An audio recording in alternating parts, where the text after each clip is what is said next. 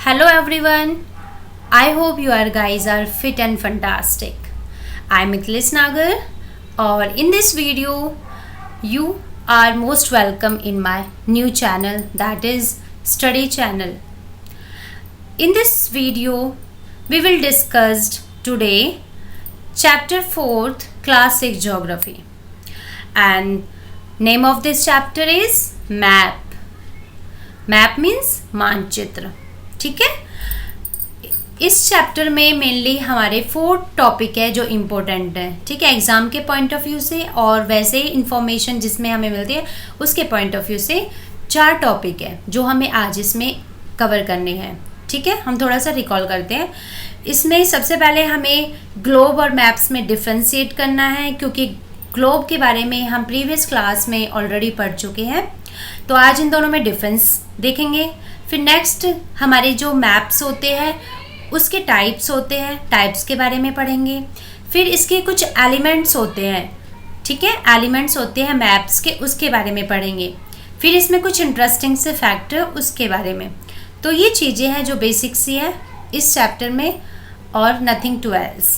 बहुत ही सिंपल है, बहुत इंटरेस्टिंग है, ईजिली हो जाएगा एक ही क्लास में. इसके 2 पार्ट्स बनाने की भी ज़रूरत नहीं है. सो स्टार्ट करते हैं अपना 4th chapter, that is map यानी मानचित्र.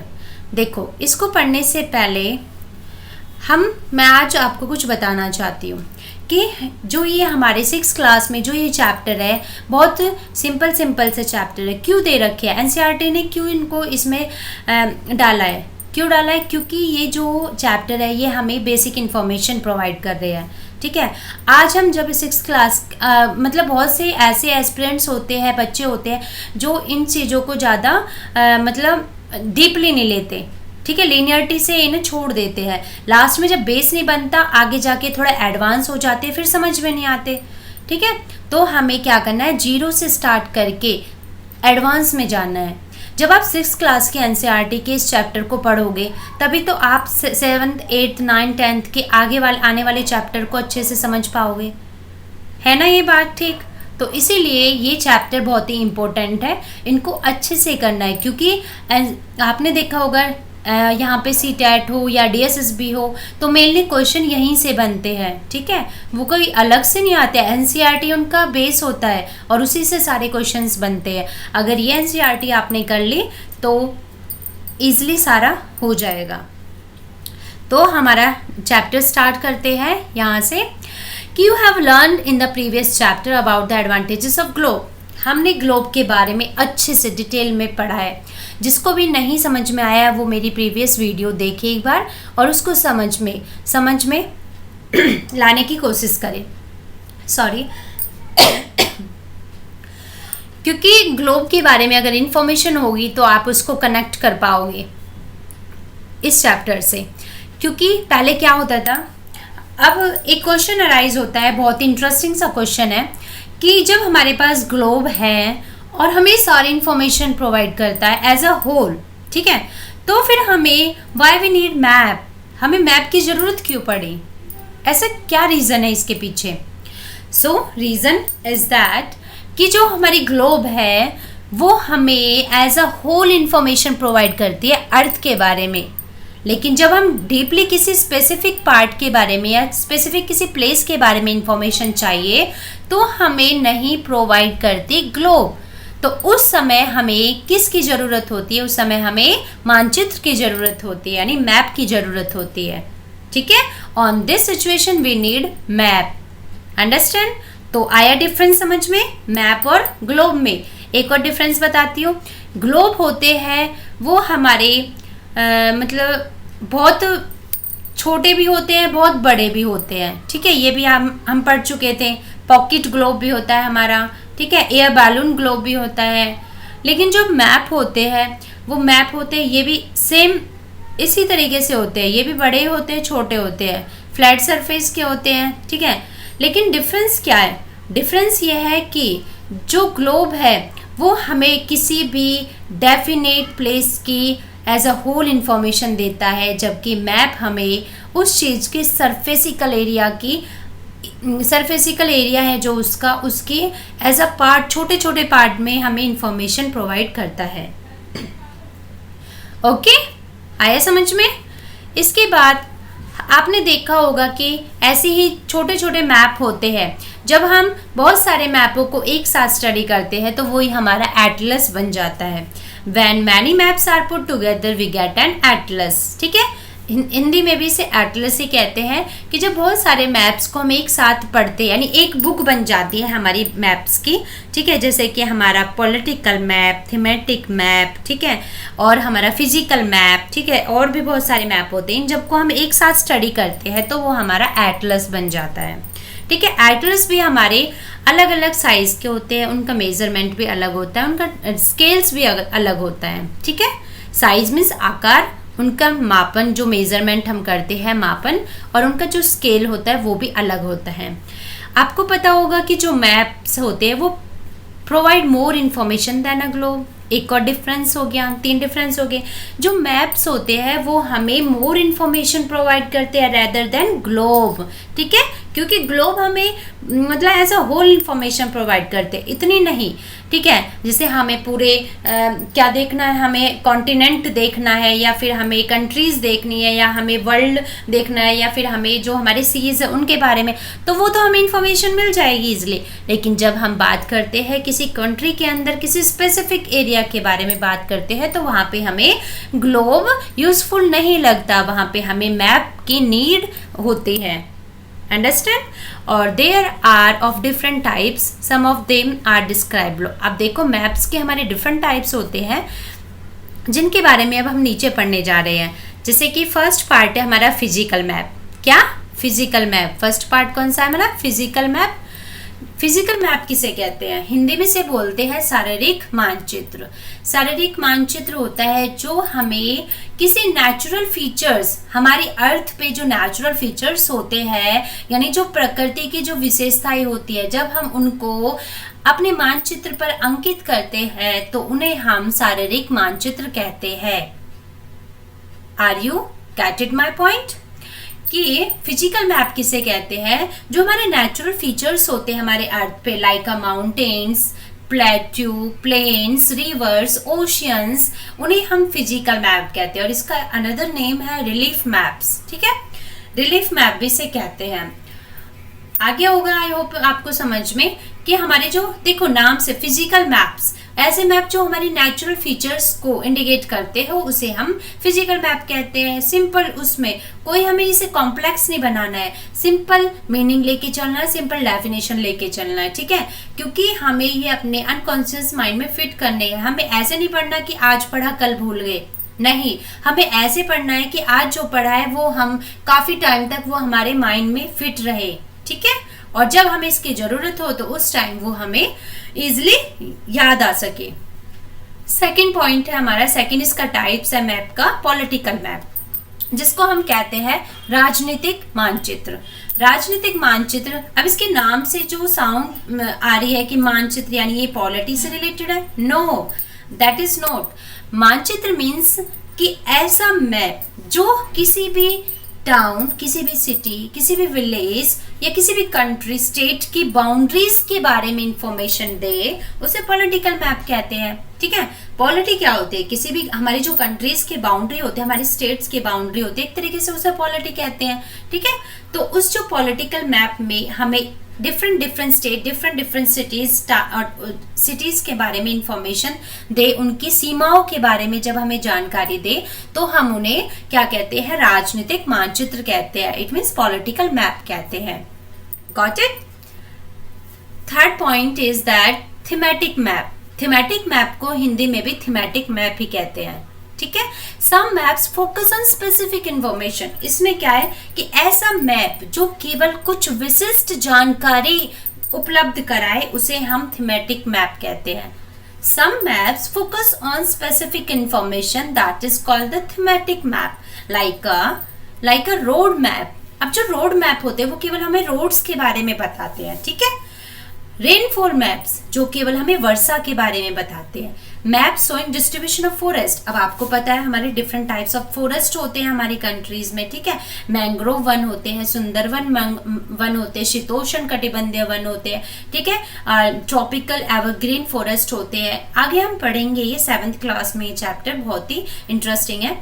इंडस्ट्रीज के बारे में बताते हैं हमारी, ठीक है। ये क्या है, ये किसी पर्टिकुलर जो हमारी एरिया है या किसी पर्टिकुलर कोई स्पेसिफिक स्पेस है उसके बारे में जब इंफॉर्मेशन गैदर कराता है तो उसे हम थीमेटिक मैप्स कहते हैं। आए समझ में? ये तीनों इसके टाइप्स है और जो कि बहुत इंपॉर्टेंट है एग्जाम के पॉइंट ऑफ व्यू से। ये क्वेश्चंस हमेशा आते हैं कि what is the map and describe its types, ठीक है।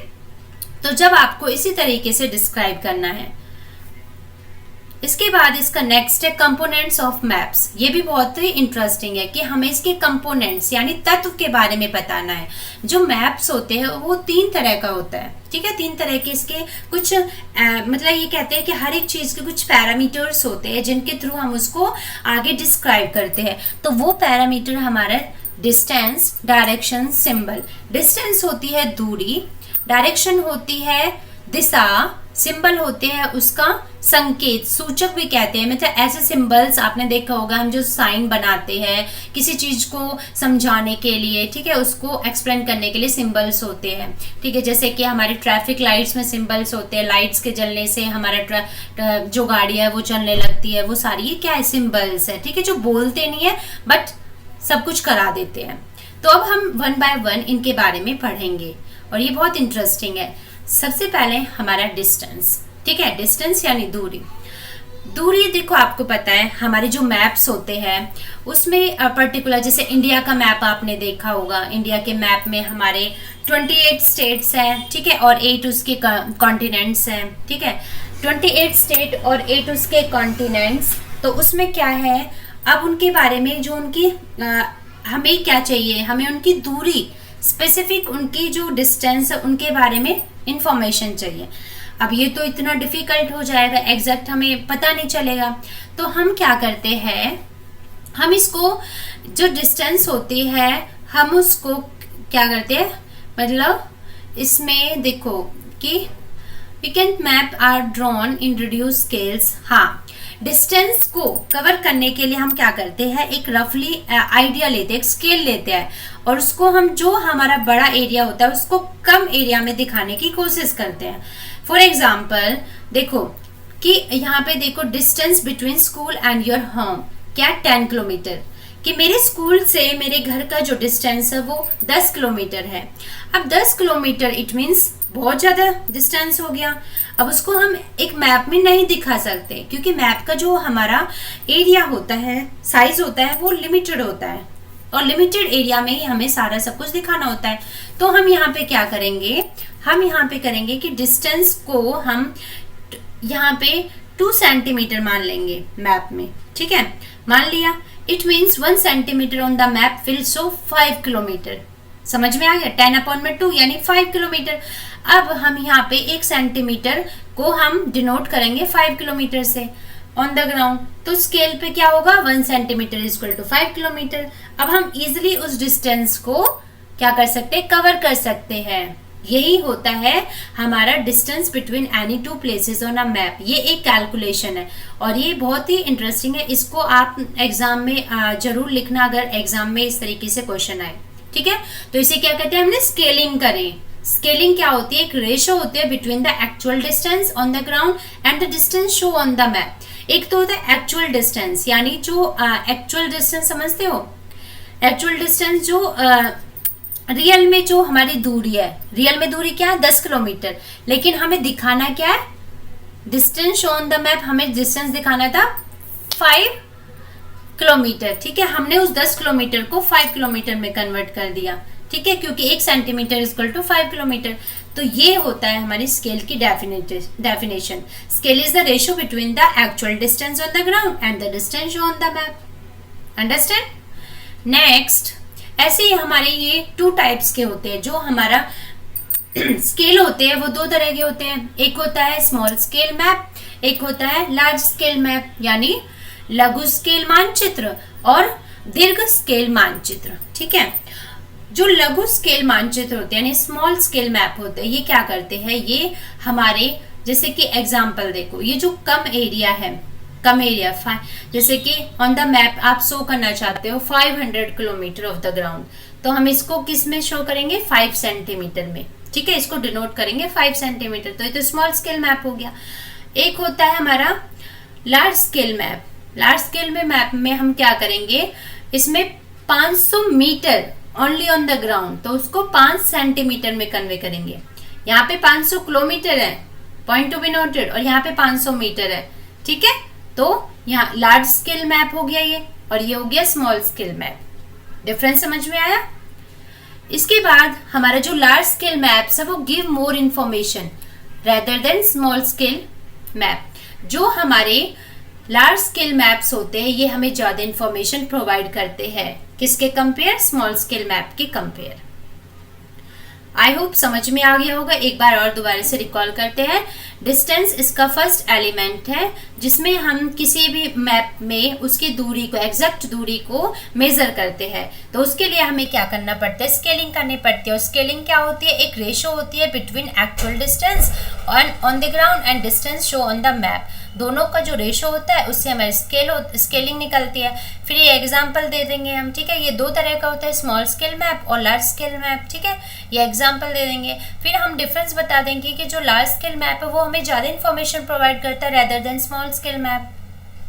देन नेक्स्ट इसका एलिमेंट है डायरेक्शन। डायरेक्शन मीन्स दिशा, ठीक है।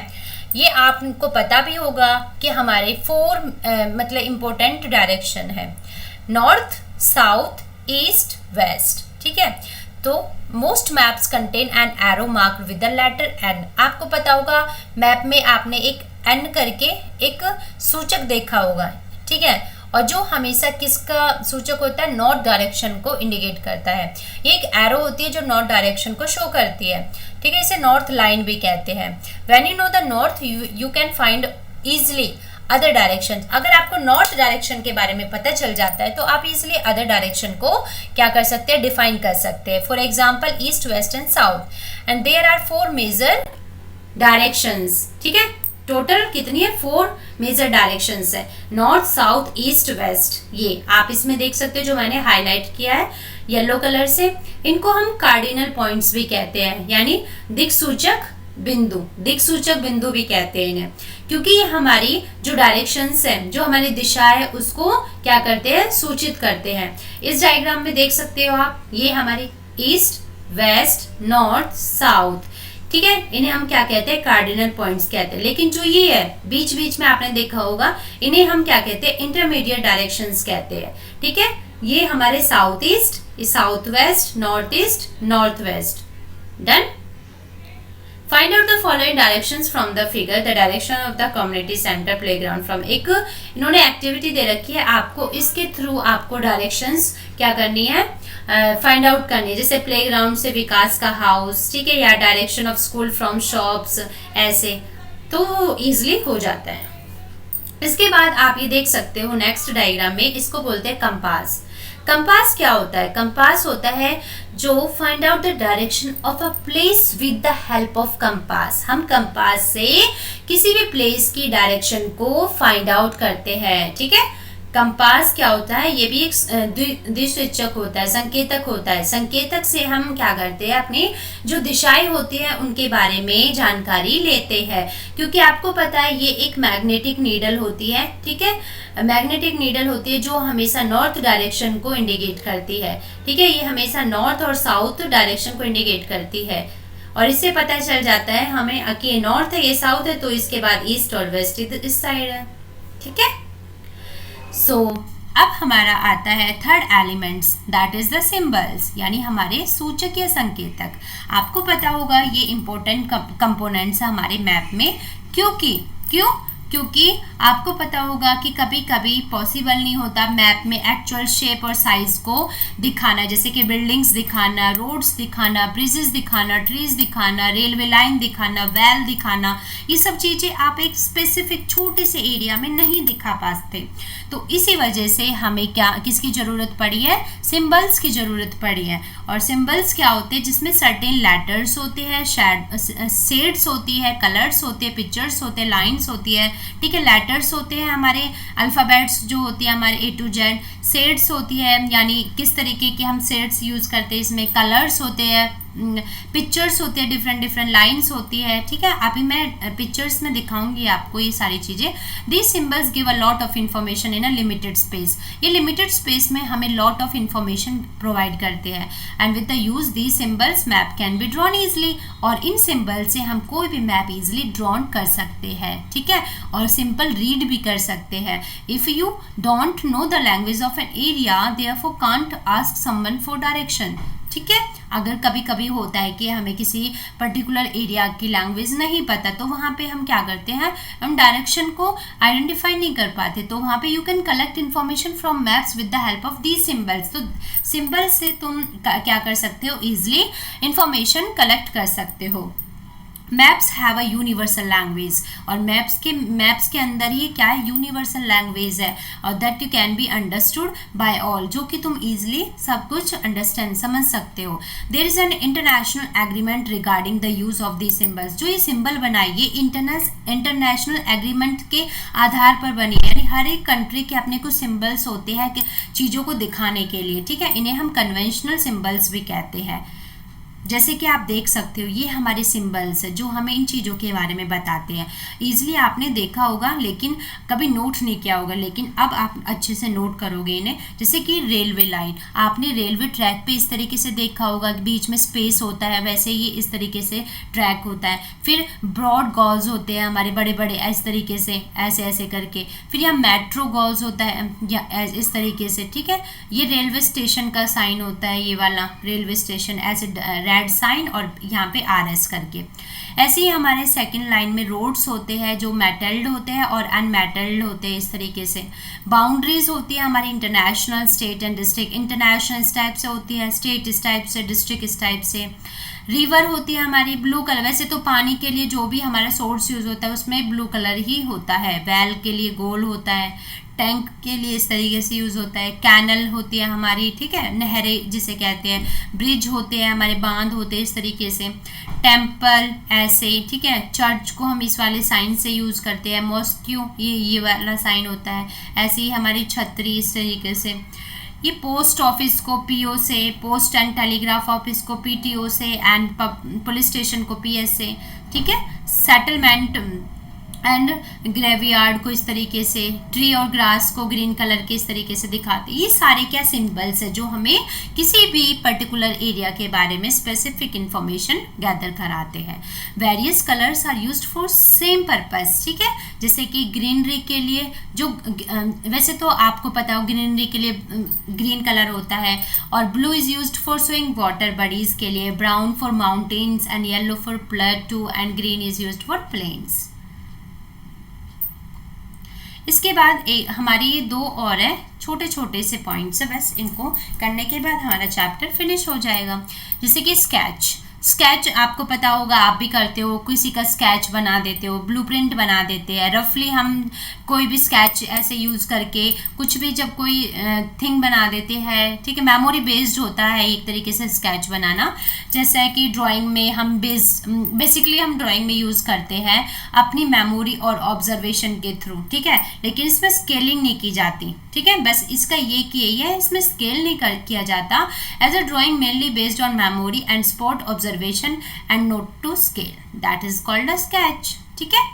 जैसे आपको पता, अगर आपको कि मतलब भेजा जाता है फर्स्ट टाइम कि जाओ मतलब अपने स्कूल जाओ, घर से स्कूल की तरफ जाओ, ठीक है, और आपको बोल दिया जाता है, एक स्केच आपको दे दिया जाता है कि सबसे पहले घर से निकलने के बाद आपको लेफ़्ट लेना है, ठीक है। लेफ़्ट लेके सीधे सीधे सीधे चल के 1 किलोमीटर के मतलब 1 किलोमीटर डिस्टेंस कवर करने के बाद फिर आपको राइट लेना है।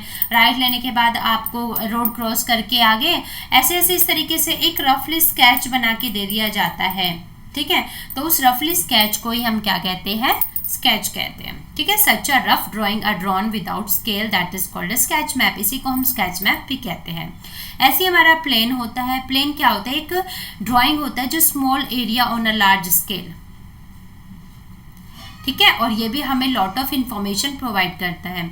एक ड्राइंग होती है जो स्मॉल एरिया पे ऑन अ लार्ज स्केल, समझ रहे हो, हमें स्मॉल एरिया पे लार्ज स्केल वे में एक इंफॉर्मेशन प्रोवाइड करता है, उसे हम क्या कहते हैं, प्लेन कहते हैं। जैसे कि आप किसी रूम में बैठे हो और उस रूम के आपको लेंथ और ब्रीथ का पता लगाना है। ठीक है, तो अब ये हम मैप में तो शो नहीं कर सकते, तो ऑन दिस टाइम हम क्या रेफर करते हैं, हम रेफर करते हैं प्लेन। ठीक है, प्लेन रेफर करते हैं और इससे हम उस पर्टिकुलर एरिया के बारे में उसकी लेंथ और ब्रीथ का अनुमान लगा सकते हैं। अंडरस्टैंड, क्लियर हो गया। इसके बाद हम एक्सरसाइज के क्वेश्चंस करेंगे। ठीक है, एक्सरसाइज के क्वेश्चन में जैसे कि first, maps showing distribution of forest are, जो हम मैप में फॉरेस्ट को जो शोइंग करते हैं, जो फॉरेस्ट का डिस्ट्रीब्यूशन शो करते हैं, उसको क्या कहते हैं, उसको थीमेटिक मैप कहते हैं। क्या कहते हैं, उसको थीमेटिक मैप कहते हैं। ठीक है,